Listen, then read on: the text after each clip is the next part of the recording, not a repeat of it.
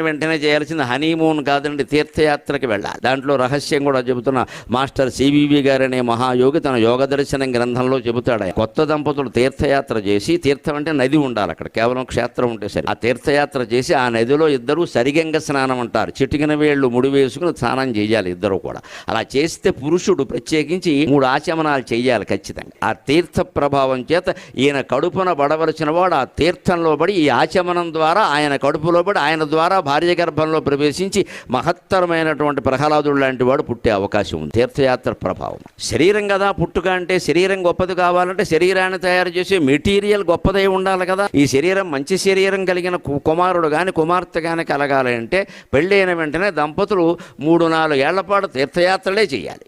అప్పుడు మీరు తిరగండి ఓపిక. 25 ఏళ్ళు కూడా లేమి రోగం ఏంటి, ద్వాదశ జ్యోతిర్లింగాలే 36 కైలాసానికి కూడా మళ్ళీ వెళ్ళి రావచ్చు తీసుకెళ్ళేవాడు ఉంటే. ఇద్దరూ సేవించాలి నీళ్లు, ముఖ్యంగా పురుషుడు.